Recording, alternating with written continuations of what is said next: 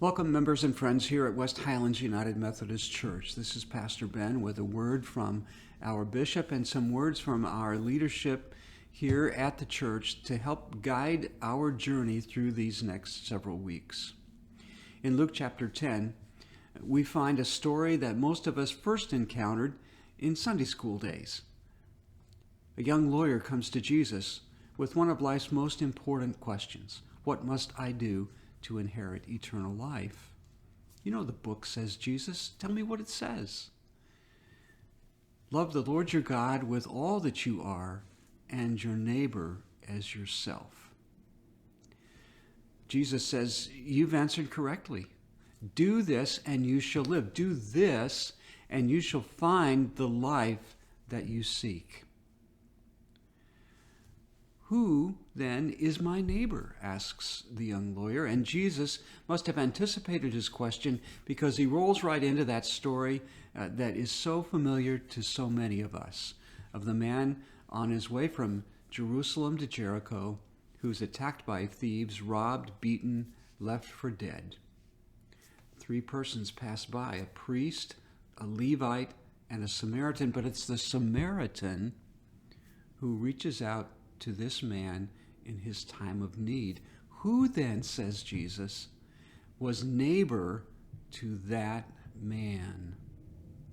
It's with a deep awareness of our need not only to continue to foster our love for God, to let it grow deep inside us, but to learn to love those whom God has placed us among, that our bishop has made what she calls a difficult decision to continue to suspend worship in United Methodist churches across our region.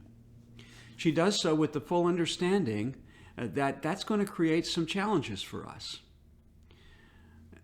She wants you to know that she has three priorities for her ministry among us during these next weeks of change and challenge. The first is to look for ways at the conference level to relieve the inevitable financial stress. A second is to do everything she can to keep leadership in place, pastors and staff in churches and at the conference level, as we move through this important and challenging time. And third, to continue to encourage and challenge us to find ways to reach out to those whom Jesus would call neighbor. To find ways to encourage one another and those whom God brings across our path. So I want to encourage you to stay connected. Maybe you be among those who want to begin another habit, that of making at least 2 phone calls every day. One to someone that you know well in the congregation, and another to someone that you know less well, just to share how it's going with you and to hear how it's going with them. I'd love to be able to share with each of you. In fact, I'll share with all of you a little bit of news that we're so excited about. Claudia and I found out from Stephen last night that later today or early in the morning, China time, Stephen, Joshua, Xavier, and Valentina will be on their way back to Fuping, where they will be reunited with their 2-year-old son, William. They're so excited. They have all missed him so much, and they can't wait to be back together. We just have been rejoicing no end to have heard that good news. It's important to share good news with one another during this time of challenge and difficulty, but it's also good to be able to share news that is less good. What we know is that more and more of us are going to be infected with this virus that's making its way across our nation and around our world. It's important for you to know that should you become ill, it's helpful to us if you will let us know. Then we can keep you in our prayers. And what you need to know is I've already received phone calls from folks who have shared with me their eagerness to reach out to others in our little circle of family and friends, doing things like running errands, doing shopping, just sharing words of encouragement. So make those calls and write some notes. Stay connected as we continue this journey. There are ways in which we will not be able to be together, but there are some new ways in which we will. I hope you found your way to the website and to messages that have been left on our church Facebook account and also on YouTube. There's a West Highlands UMC channel on YouTube, and you'll find messages from Sunday mornings waiting for you there. Those who found their way have said that the words that they hear are an encouragement to them. And I hope that that continues as we move through this time.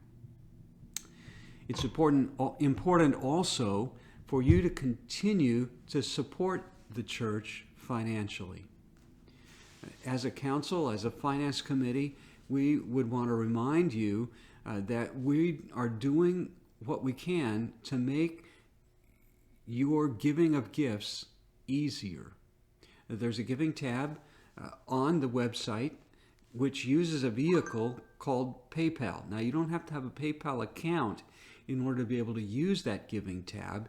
You just click on that tab and you'll be able to type in an amount that God has led you to share with our ministry, and also your debit card information, and that will allow that money to be transferred from your bank account to us here at the church.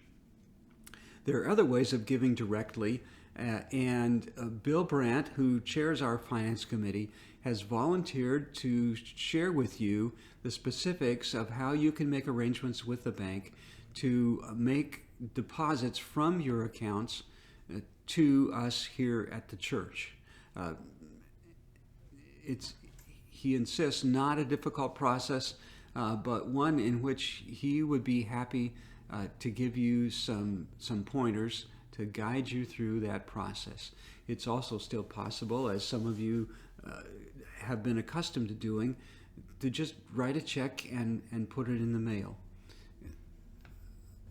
Stephanie will be working from home during these next couple of weeks, at least most of the time, but she will be in at least one day a week to pay some bills and do some tasks that just are required to keep our ministry moving forward. And she'll be checking the mail on those days.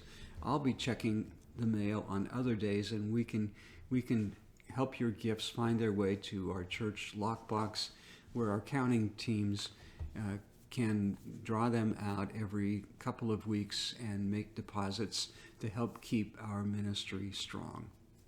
It's important during these times of challenge and difficulty to find ways to stay connected, to stay connected with one another, to stay connected with the ministry of the church through your gifts. It's important for you to know, not only are we posting messages on our website or links to messages on our website and messages themselves on Facebook and YouTube, but we've been able to secure a contract with a video conferencing program called Zoom. Zoom will enable your small group leader to invite you to a video conference. Committee chairs will be able to invite committee members to video conferences. Ad Council had our first video conference meeting just earlier this week, and it was great to see the faces and to hear the voices and to know that everybody is doing well, and so many have already been reaching out with words of caring and concern to one another. It's important to stay connected. It's important as we move through this time to remember that question on the lips of the young lawyer and Jesus' direction. What must I do to have the life that I've dreamed might be mine? Learn to deepen your love for God. That's a journey. That's an ongoing process. Learn to love your neighbor as yourself. That too is an ongoing process. The challenges will be great as we move through these next weeks together, but we're the church.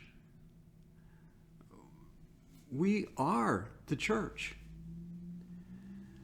We're the church called to confront challenges and to find our way through them with the help of God. And so as we continue to stay strong in our faith, to stay connected to one another, we'll weather the challenges. We'll find our way through. And we'll look back on this not only as a time of challenge and change, but as a time of opportunity. Thank you for your time. Continue to keep those of us who are guiding this ministry in your prayers, and know that we're keeping each one of you in ours. Thanks again.